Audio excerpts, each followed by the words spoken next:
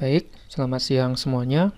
Hari ini kita akan belajar bagaimana cara membuat diagram alir atau flowchart dengan menggunakan Microsoft PowerPoint.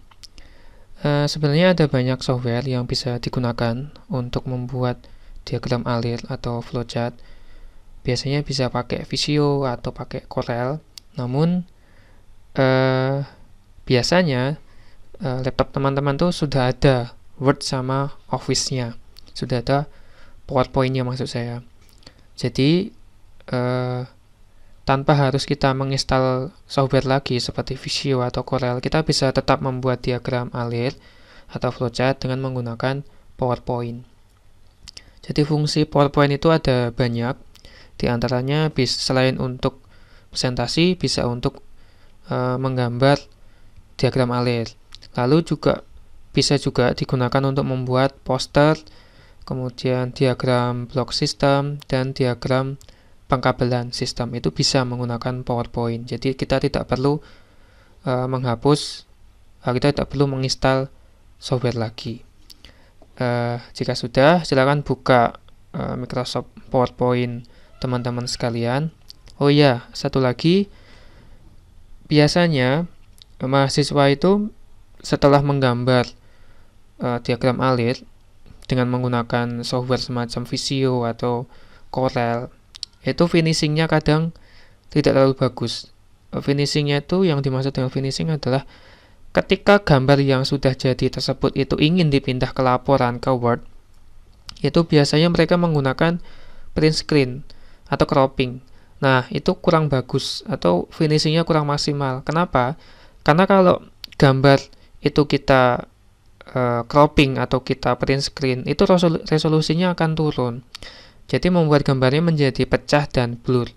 Jadi kalau sudah membuat suatu gambar itu sudah menggunakan software yang bagus seperti Corel atau Visio, saat memindahkannya ke Word, itu jangan di print screen atau jangan di cropping, tapi di export save as dalam bentuk file image JPG, PNG, JPEG, atau kalau mau bagus di save as vektor seperti EMF atau EPF. Nah, nanti saya tunjukkan bagaimana cara nge-save atau menyimpan gambar desain yang sudah kita buat dari PowerPoint. Jadi saya pakainya PowerPoint. Untuk yang software yang lain nanti silahkan disesuaikan. Oke, kalau sudah, silahkan buka PowerPoint teman-teman sekalian. Setelah itu kita bisa hapus isinya.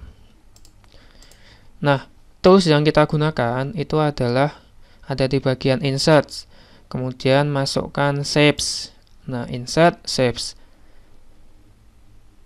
Nah, di sini akan ada banyak blok-blok yang bisa kita gunakan untuk membuat atau mendesain diagram alir. Oke, yang pertama kita masukkan dari yang start dulu, seperti ini. Nah, biasanya saya lebih suka diagram alir itu berwarna hitam putih, jadi lebih profesional kalau kita pakai hitam putih. Kita masukkan bentuk oval seperti ini, lalu kita bisa klik kanan, kemudian edit text, kita masukkan mulai di sini atau start, kemudian kita copy, kita masukkan bagian selesainya. Nah, seperti ini. Lalu kita bisa masukkan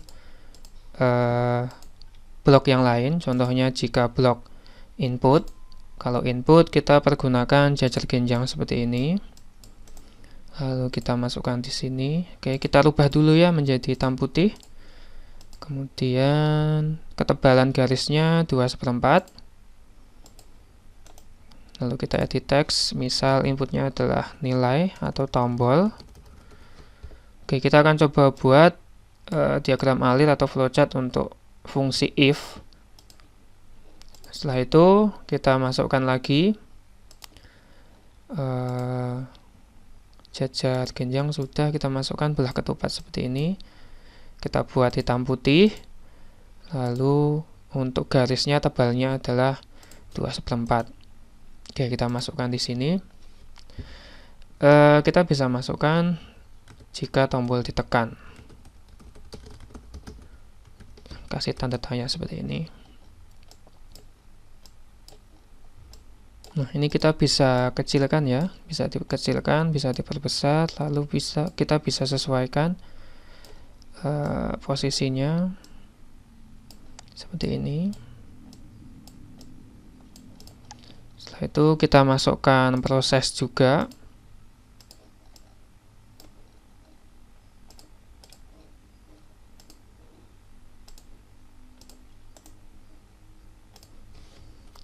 Lampu menyala seperti ini. Nah, jika sudah jadi seperti ini, untuk menghubungkannya kita bisa pakai ini garis panah atau arrow. Nah, keuntungannya kalau pakai PowerPoint itu kita ada semacam titik bantu yang bisa kita gunakan supaya dia center atau pas di tengah. Oke, kita buat menjadi hitam putih, kemudian ketebalannya ada di 3 seperti ini. Nah, lihat ini kalau kita memasang panahnya itu pas di titik dari bloknya, itu ketika kita geser-geser maka panahnya juga akan ikut tergeser, jadi itu lebih memudahkan. Kita masukkan yang lainnya dengan cara copy paste. Ya, panahnya tinggal di copy paste saja sejumlah yang dibutuhkan. Kemudian ini kan panahnya garisnya lurus, kita bisa ubah menjadi bentuk siku dengan cara panahnya diklik kanan, konektor, pilih elbow konektor seperti ini. Oke, kita bisa copy lagi. Jadi kalau if dia ada 2 ya. Nah, seperti ini. Oke, kemudian untuk menambahkan teks, kita bisa pakai text box di sini. Biasanya kan kalau, ya bukan biasanya, kalau if itu kan ada 2 kondisi, ya sama tidak. Tinggal di copy paste, lalu kita isikan ya sama tidak seperti ini. Nah, sudah jadi diagram alirnya. Kemudian bagaimana cara kita memindahkannya ke Word? Nah, ini jangan sampai di print screen, jangan di cropping. Baiklah, kita coba cropping. Kita coba cropping, nanti kita bandingkan antara hasil cropping dengan hasil yang save as image lebih bagus yang mana. Oke, ini ya saya cropping dulu. Sudah ya. Kemudian kita masukkan ke Word, kita kasih judul gambar cropping seperti ini. Oke, kita buat tabel supaya bisa dibandingkan. Masukkan ke sini.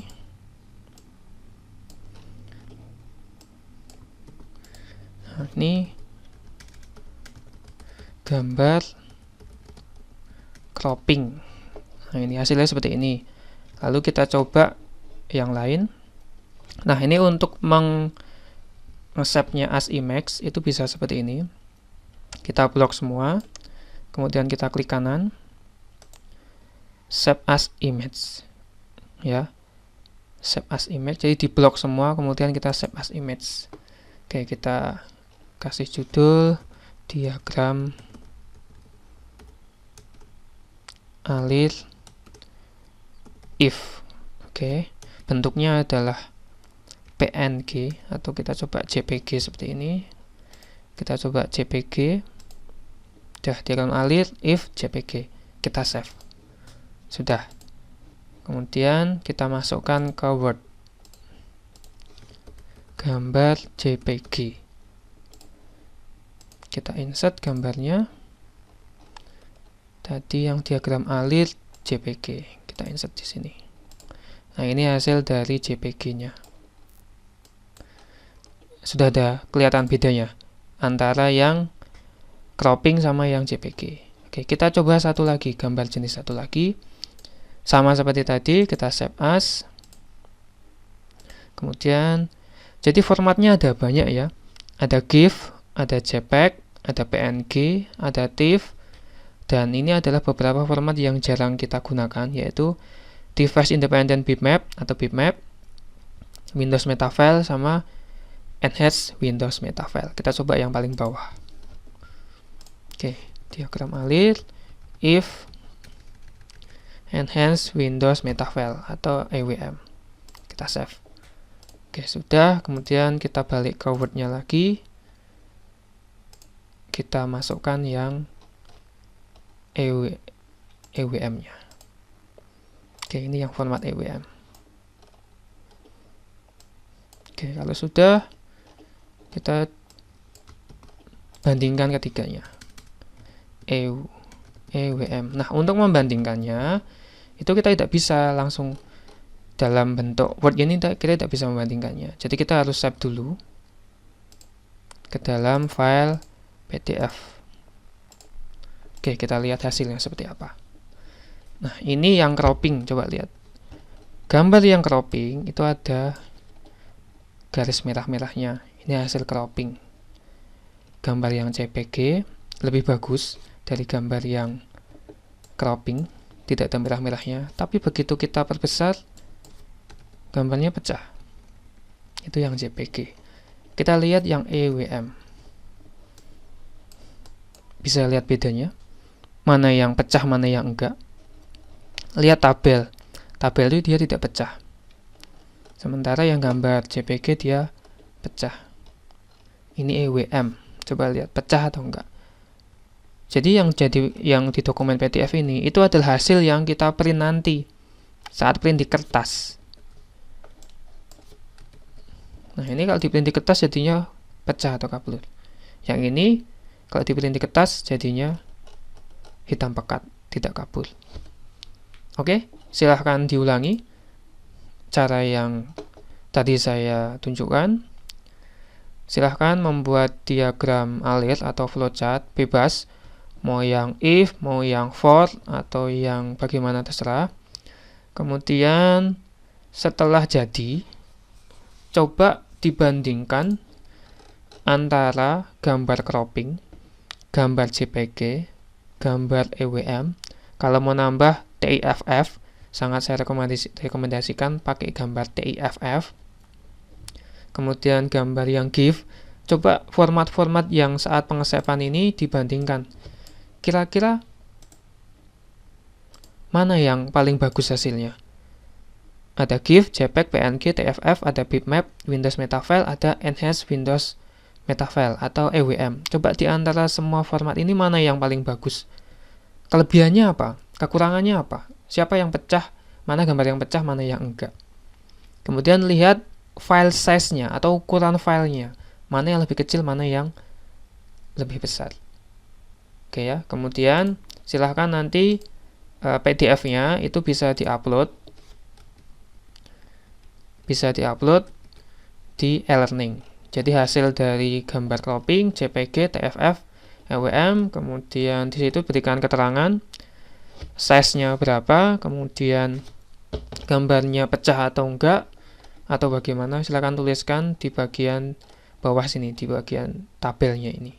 Jadi di sini berikan ukuran file, kemudian pecah atau tidak, atau ada garis merah. Nah, berikan testimoni atau berikan penjelasan. Kemudian yang dikirim ke e-learning itu adalah PDF-nya, jadi bukan Word-nya ya. Jadi yang dikirim ke e-learning adalah dokumen PDF-nya. Oke, demikian. Semoga bisa dimengerti. Selamat mengerjakan.